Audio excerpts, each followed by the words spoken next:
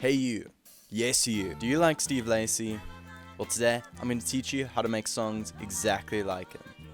Alright, before I get into things, I'd like to mention my online shop. It's the only way I make money from these videos. I've got sample packs, drum kits, and presets. Go check it out in the link in the description, it really does help me a lot. Let's get on with the video.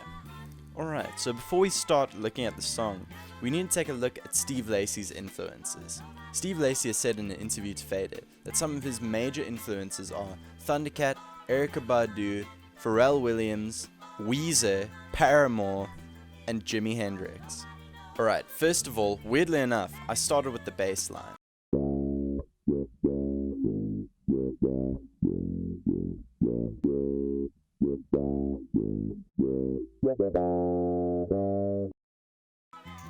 I used an auto filter pedal for this, but there are plenty of plugins you can use as well.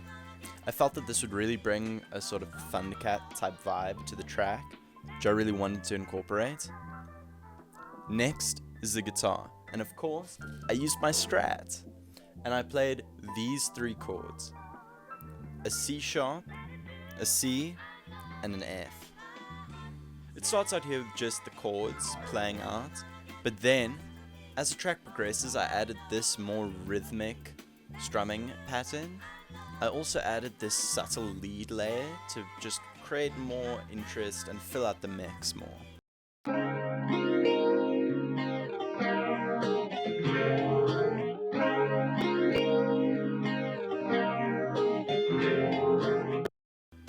Now on this, I just used the default Ableton phaser flanger, and I'm using two of them, one with the phaser setting and one with the doubler setting.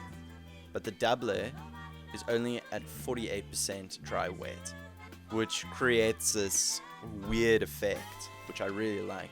Next, at the end of the track, I switched up the chord progression to a B flat to C progression, and I did the same layering technique. Here's how it sounds.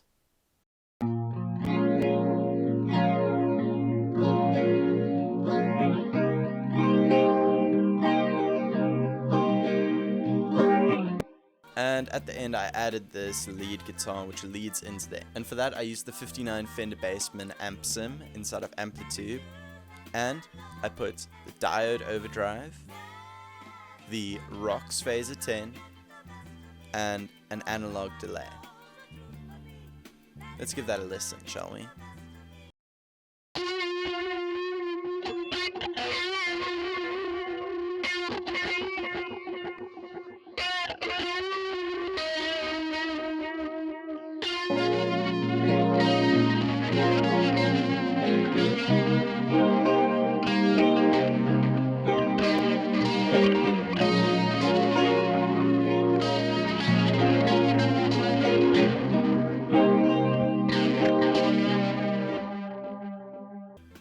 Then I programmed these drums inside a moto drum. I wanted to give it a more funky, swingy type of groove, kind of like Pharrell almost.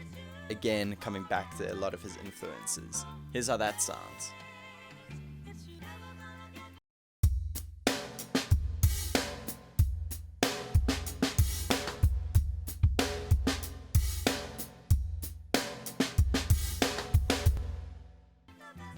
And on that I just have a compressor.